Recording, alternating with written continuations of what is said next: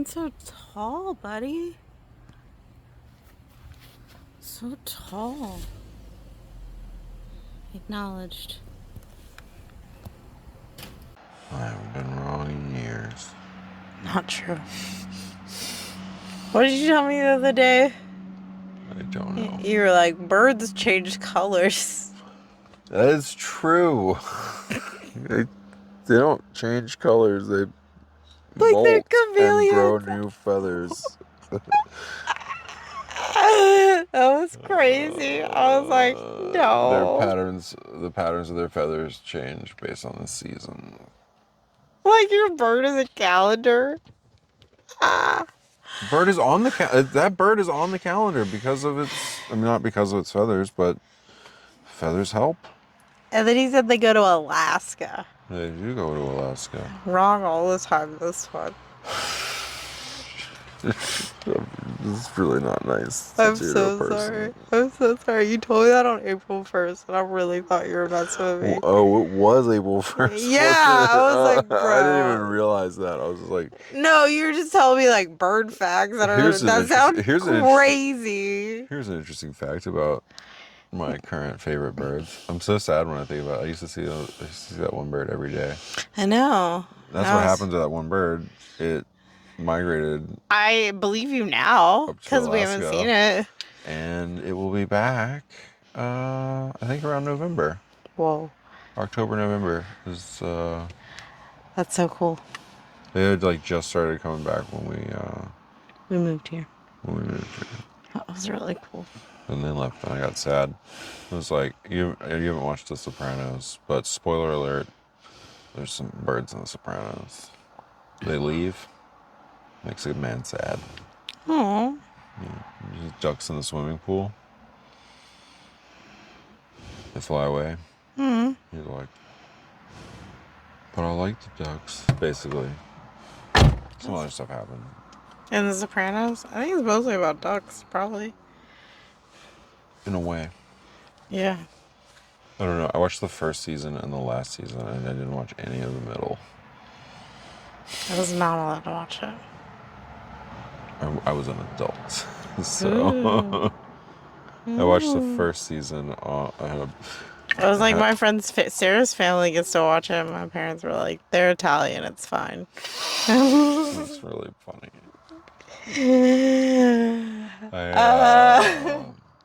Multiculturalism. Welcome to another episode of Chalice Chat. We are exercising our free and responsible search for meaning on this channel. We are Unitarian Universalists. These are pretty contentious religious and political topics. If you're here to be mean or name call, can you do that somewhere else? We're just going to delete it if you're name calling in our comments. So just save your energy. The speaker in this video's name is Emily Garrick, and she is speaking at a UU Amherst congregation about the Article 2 changes. Emily is a member and past president of a UU congregation in Jamestown, New York. Videos from the UU Amherst YouTube channel, and they seem to post all of their sermons and services online. It is from 2022, so quite a few years ago now, in September 26th. September 26th, 2022. I'm going to read the description from the video. It says, the upcoming schism in Unitarian Universalism and what we can do about it. 2 visions for the future of Unitarian Universalism being curated right now. The Gadfly Papers and the 8th Principle. So she's setting those 2 up as separate dichotomies. Let's talk about both and how each envision our faith tradition moving forward. In this episode, we're going to talk about Congregational Polity specifically, so we're not looking at her whole entire talk, just a few clips of her talking about Congregational Polity. We'll get into more of it in future videos, but for right now, it's just this part.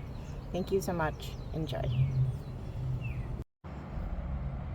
Also, let's keep in mind that we are amateurs at this. We are not professionals. We don't have all the facts exactly.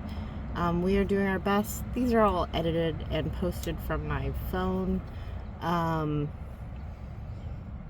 In this video, I handed my husband a microphone after he built a bunch of furniture and is really tired and sleepy. So, we're doing our best. Thanks for joining us. We really appreciate it. I'm glad that people, I'm glad that our people have been conscious of keeping up with modern conceptions of racial justice throughout time. Yeah.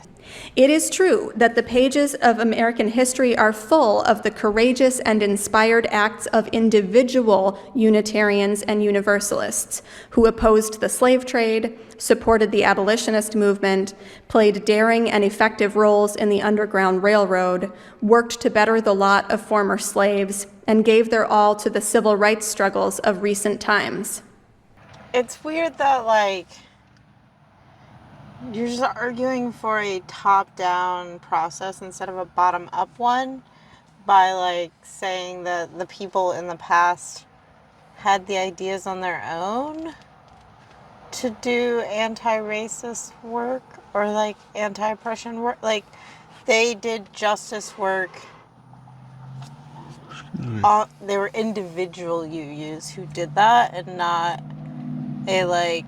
I see. You were saying like that's what, like, that pointing out to this past of justice work is pointing out to individuals.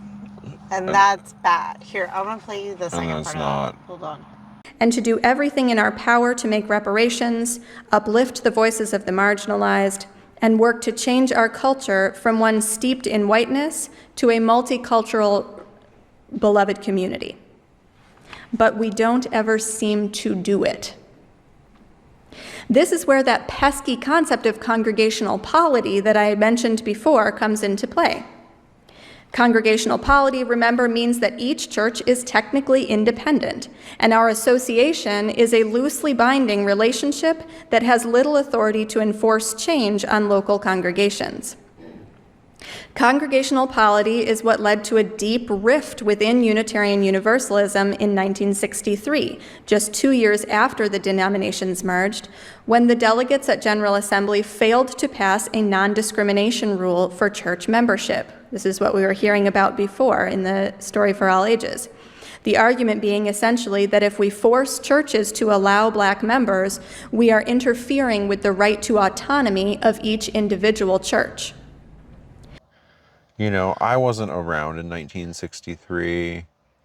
It's easy to sit here 60 years later and say, like, yes, obviously they should have been forced to integrate, but I don't know if we've seen much of, like, what happened when integration was forced, but some people, like, Got real traumatized. yeah, and it wasn't the...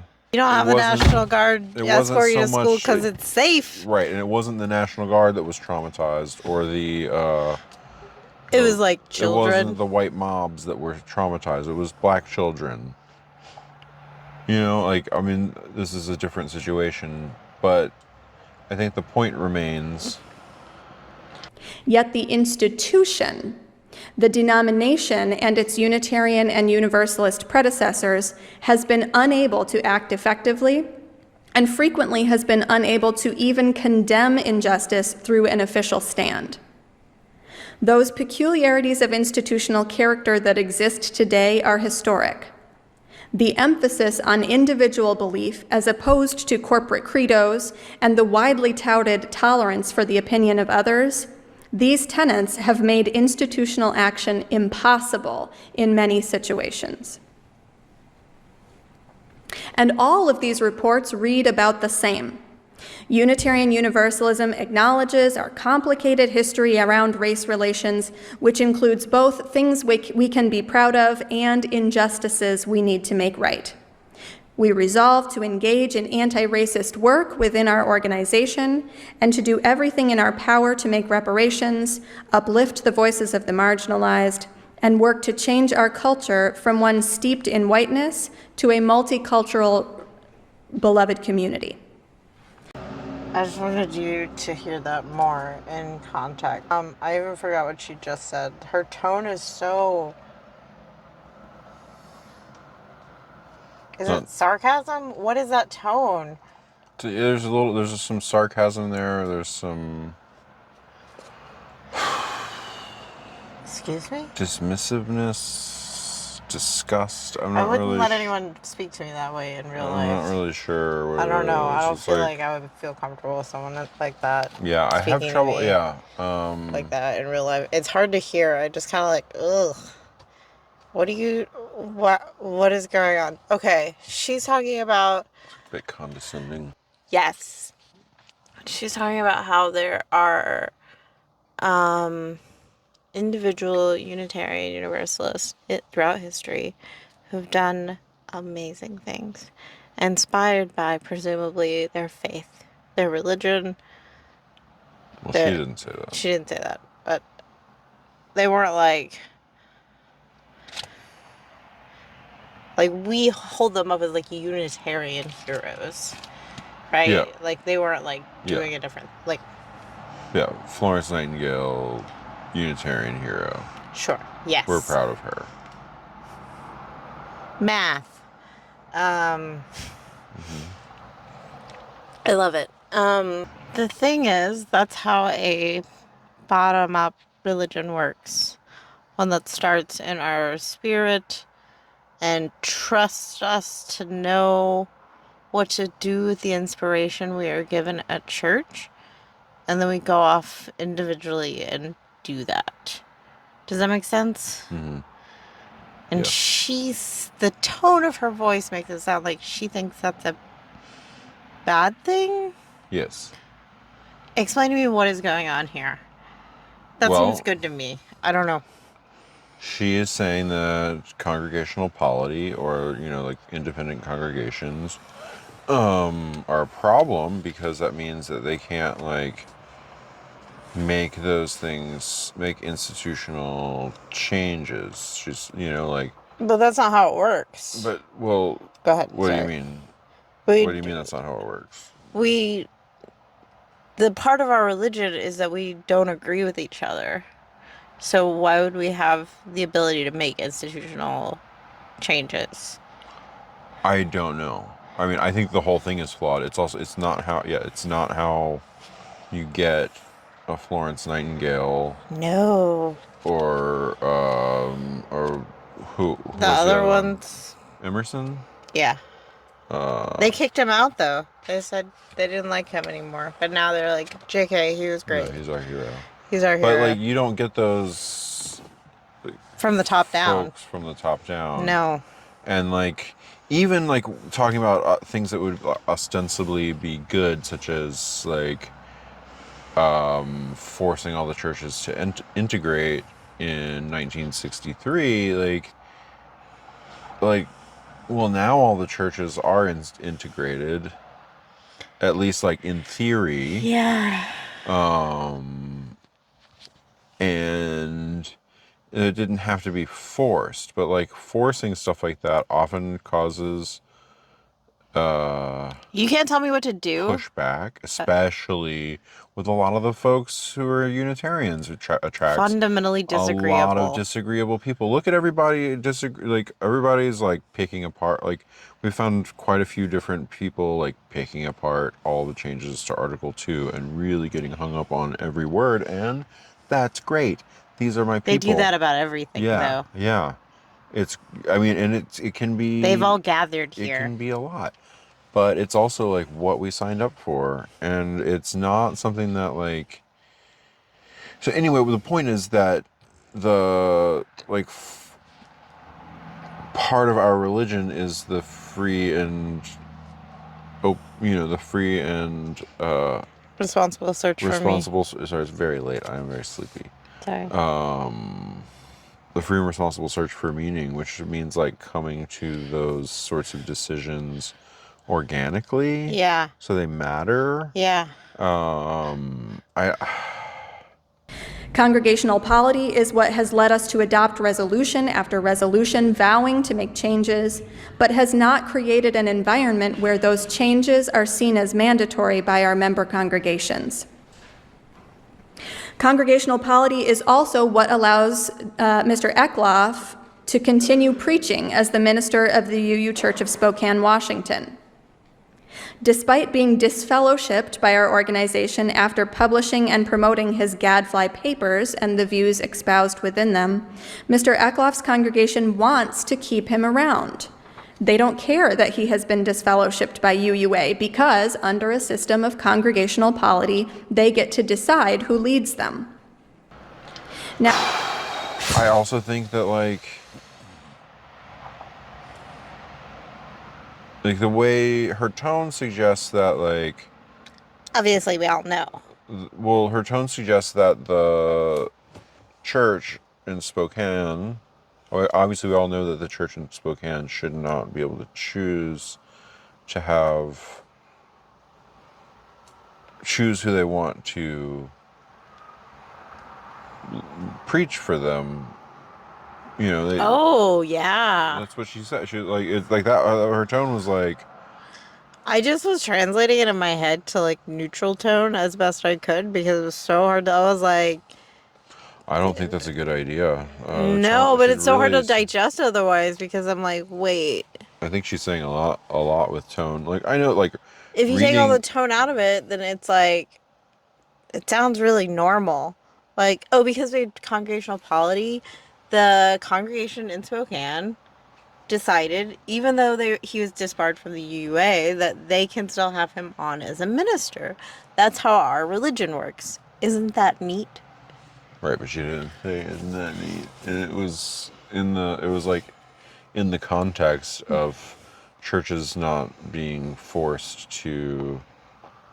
Like that was like it was in that do integration. Yeah, it was in that little cluster. You know, like I think that's what we keep running into is that like a lot of this stuff is on the face like neutral or even good or like in line with our values, but it's it really does a lot of heavy lifting of assuming, which is like not what I want in religious doctrine. No. That we all agree. I'm like, no, we have to write it down if we all agree. And what you seem to be writing down, if you were, would be like liberal values and like political liberalism, and that is, or neoliberalism, is that what it is? That like fake kind of talking about helping people, but not actually, but like being the best at talking about helping people. I'm not really sure what it is, but I don't like it. And it's like when people are like, I drive a Prius because I love the earth. And you're like, who are you talking to? Like, who are you? Like, it's about impressing other people rather than living the values. Does that make sense? Mm-hmm. I don't like it. Yeah. I can't live like that. I can't live in such a way where I am obligated to impress anybody other than myself. Yeah. And my standards are crazy. Yeah. I cannot keep up appearances. We got the idea that centralized authority is the good thing. It seems like all these these are like pseudo leftist ideas, but then they're acting like a with an appeal to authority. Private equity firm. Yeah. Yeah. It seems Consolidate and plunder. Consolidate and plunder. Consolidate and plunder. This is how we do it. Mm-hmm. Do you like my song? No. What are your thoughts about congregational polity? If you're someone that really likes top-down institutions, what's that like? Way off base on trying to like read the tone or the intent of speeches or lessons from the pulpit. Should we be like other religions and just like get doctrine from the top? Does that seem like a good idea? Yeah, and if it's coming from the top and like under whose authority?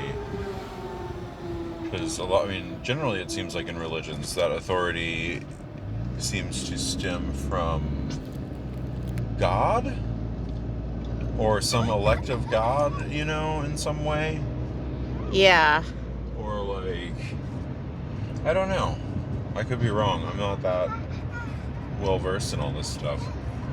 But Well, like a minister at least has to have a calling from God. right, I was gonna say there's like a mandate there. There's like a higher calling, like a religious or spiritual mandate. That seems antithetical to pluralism. Yeah. Because then it seems like we would have to pick a God to get it. Yeah. We'd have to pick a... Good luck. Yeah, because, and that's the thing. Like, that's where multiple denominations come from, is not being able to agree. Church, like churches that do owe an allegiance to like a higher power and a higher calling, like they don't all agree and they split and do like schisms. Not all the time, but it happens. It's happening a bunch right now, weirdly. Yeah, we're doing a reformation again. Yeah. The last one had like a bunch of people died. Yeah. Anyways, what do you guys think about the episode? What do we miss? What should we look at? What should we read? Tell me everything. Please don't name call. Thanks.